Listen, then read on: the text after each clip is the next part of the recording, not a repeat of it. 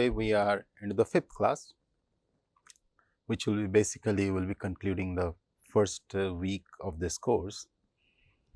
So, I concluded the last class with livestock biosecurity and poultry biosecurity, and I told you what are the basic pillars on which the protocol of biosecurity has to be drawn. Now, I closed the class with Agriculture Biosecurity Bill of India 2013, which has been tabled. Now, this is a very interesting bill, and this holds lot of promise and lot of challenge for implementation. So, in this case, since it is a bill, we will go through them word by word as has been tabled so far. Okay? So, looking at the bill, if you look at it, the bill establishes the Agricultural Biosecurity Authority of India (ABAI). This is a body which protects plants, animals and related products from pest, disease and ensures agriculture biosecurity. ABAI will regulate import, this is the quarantine part, exports of plants, animals as well as their interstate movement. So, that means all our state will be monitored by a common central body. Import and exports of plants, animals shall only be allowed if they are issued permit from respective authorities in the originating country or by ABAI respectively. So, that means if you want to even move a crop species from one geographic region to another, say for example, I want to move something from say Uttar Pradesh to Himachal Pradesh, it will come under the legal purview, because Uttar Pradesh belongs to a different biogeographic region, if you remember in the very first class I showed you, versus Himachal Pradesh. Or if I want to move something from Ladakh to Uttar Pradesh, it will go through a legal corridor once this bill really gets through. Okay. The third point, ABAI will also conduct surveillance of pests and diseases in the country, undertake pest risk analysis. This is a very interesting thing of prediction, how much a pest will influence that particular crop or that particular agricultural produce. Okay. And interact with research institutes and state government on plant and animal protection. ABI may notify quarantine pest. It may also declare an area as controlled area if it is suspected of being infested with pest. It shall communicate the measures to be taken by the state government. So, ABAI will be a central agency which will work through. If a state government fails to take required measures, now here is the catch. So, say for example, since ABI will fall under the central government, if it requests to implement something and if the state government fails to implement it for whatever reason it is, what will be the ABI's role is that ABI can take necessary step to eradicate or contain the quarantine pest in the controlled area. The state government shall reimburse ABI with the cost incurred for such purpose. So, in a way, just like what we have Intelligence Bureau, Central Bureau of Investigation and all those. So, it will be a central agency which will deal with agricultural biosecurity. Okay. The central government may declare a biosecurity emergency, which we have seen in COVID, on the recommendation of ABAI in case of pest and disease outbreak. And ABAI shall discharge international obligations under various international trade, sanitary or phytosanitary agreements. So, this is a part, or you can say in nutshell, the Agriculture Biosecurity Bill of India, which has been tabled since 2013. Better late than never. We really desperately needed a bills in place, because otherwise our biodiversity will be compromised in a big way. Our biosecurity of agriculture, livestock, fisheries, forest, microbes will be all compromised. It is an extreme importance because one has to realize our borders are very porous. On one hand, we have Pakistan, top we have China, then we have Burma or Myanmar, then we have Nepal, partly the Bhutan, the Himalayan state, and underneath we have Sri Lanka. And all these borders are extremely, extremely porous borders. Unless, and it is very easy to, throw some weed seeds in our fields from some alien sources.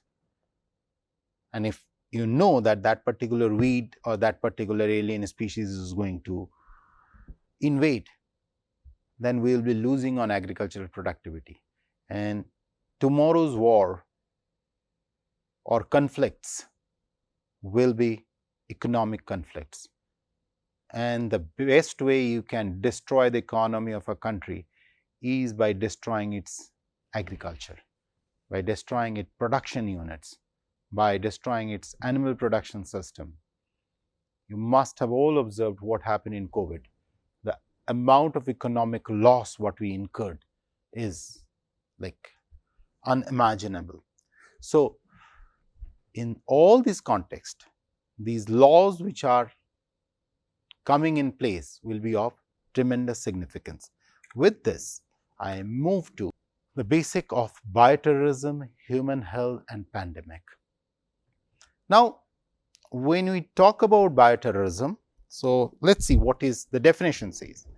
A bioterrorism attack is a deliberate release of virus, bacteria or other germ agent used to cause illness or death of people, animal or plants. So, you see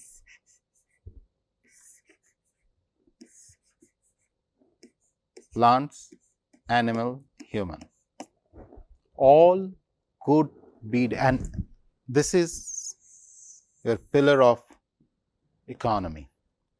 These agents are typically found in nature, but it is possible that they could be changed or increase their ability to cause disease. In other words, you can chemically modify them by some way or other and make them more potent and more powerful and more novel weapon, more stronger chemicals for biochemical or chemical warfare, and make them resistant to current medicines or to increase their ability to spread in the environment. This is a reasonably comprehensive definition of bioterrorism. Okay. Now, moving to the instances of bioterrorism. If you guys think that we haven't faced it, then I will recommend you to go through this reference by V. N. Pinto for the bioterrorism and health sector alertness. Okay. So, let us see where we have seen or suspected such situation. The threat of biological warfare has been engaging the attention of Indian defense and medical experts for a long time. There have been few episodes that have raised suspicion in the past. One of them happened in the Indo-Pak 1965. A scrub typhus outbreak in the northeastern India came under suspicion. This was the first suspicion that there were certain bioterrorist agents which were used by our neighboring nation in 1965. Mind it, that is 1965 and we are into 2023.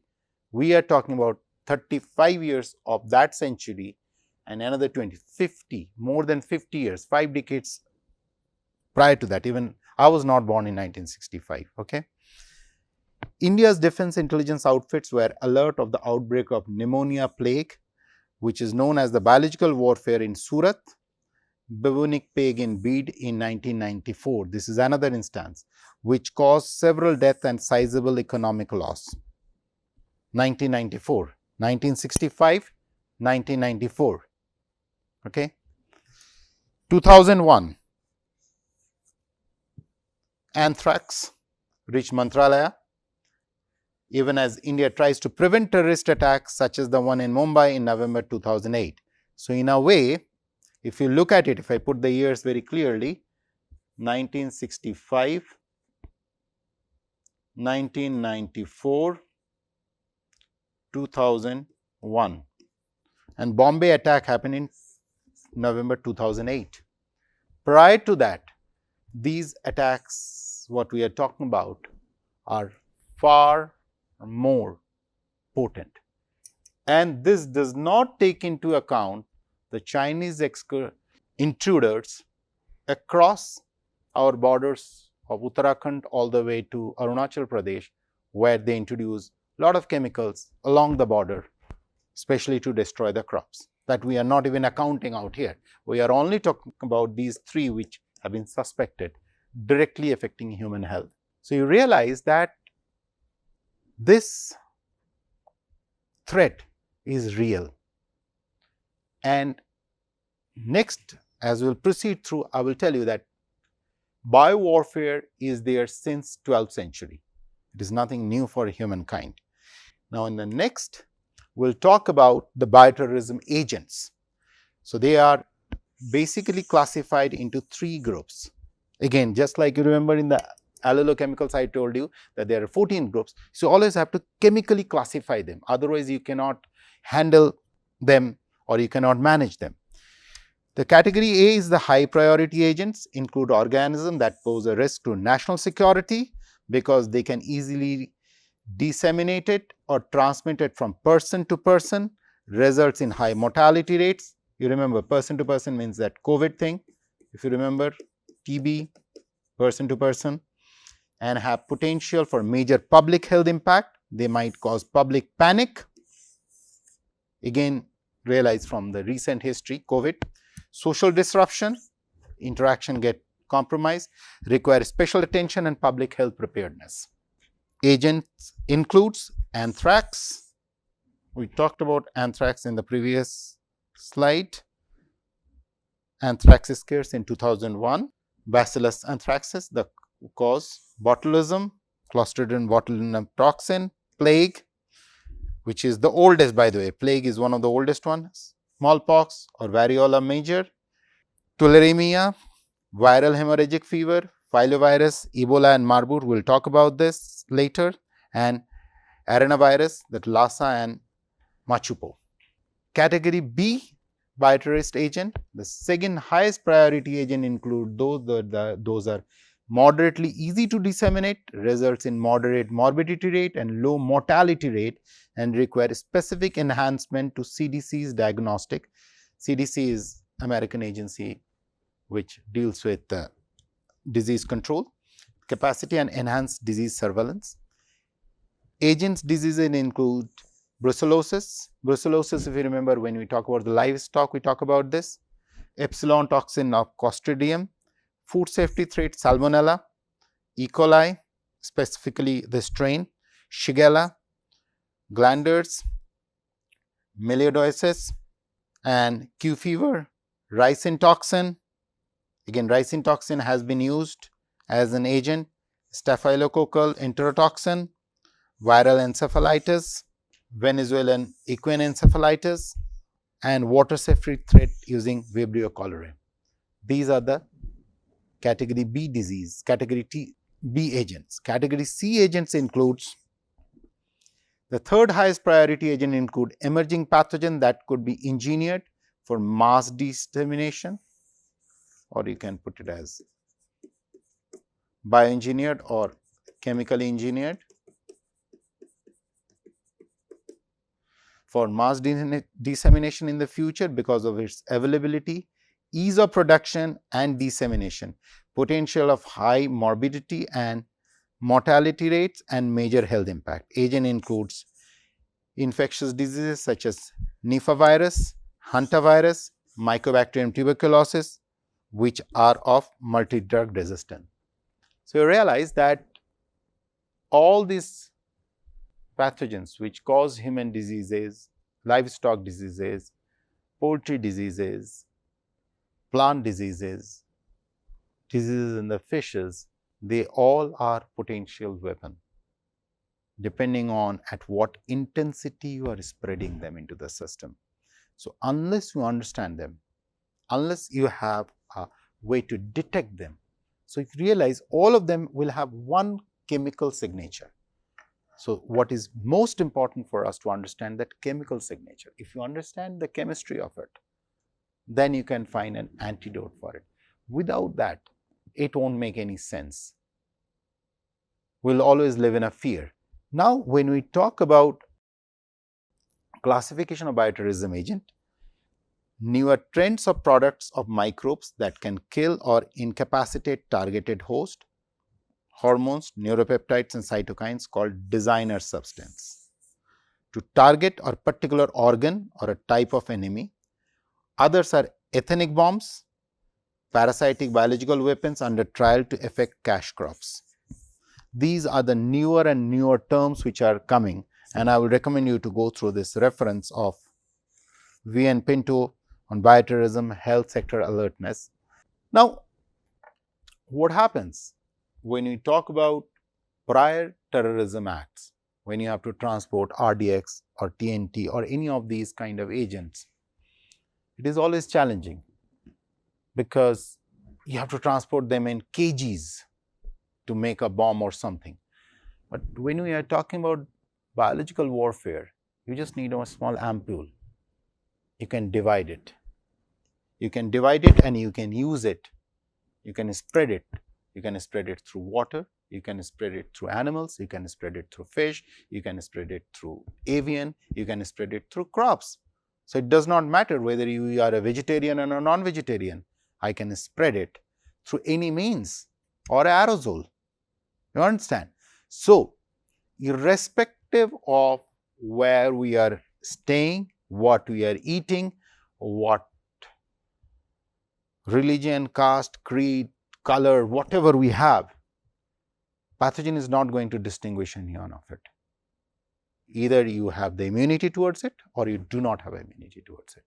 It is that simple.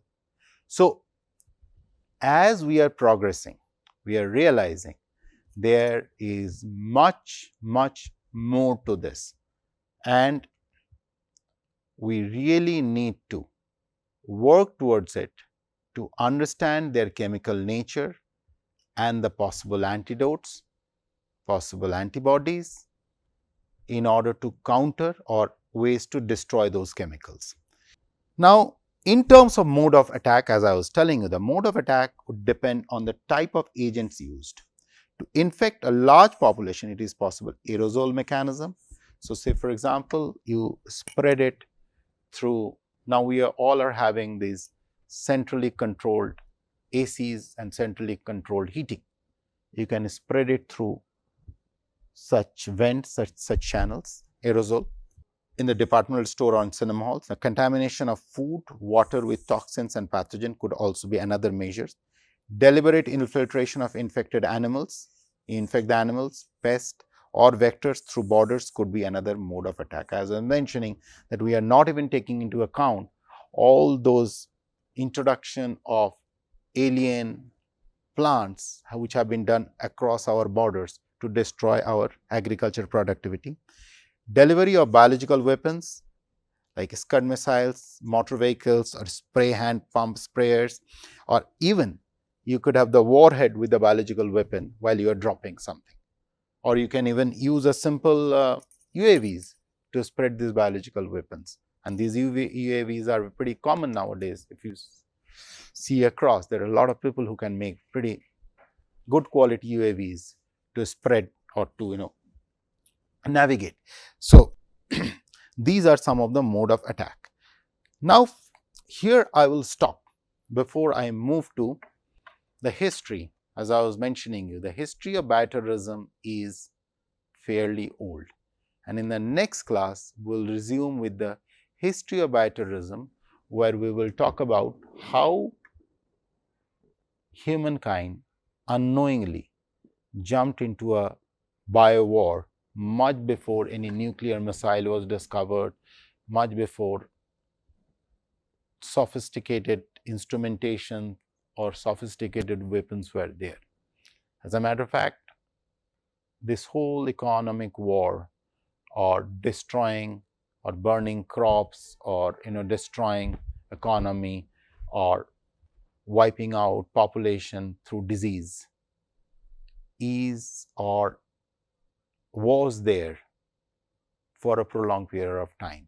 It's just most of it do not have a recorded history, but what we will be sharing in our next class are those which are there in the recorded history to give you a feel why it is of so significance that we study them, understand, and most importantly, we understand the chemical nature of these pathogens so we can control them. Thank you.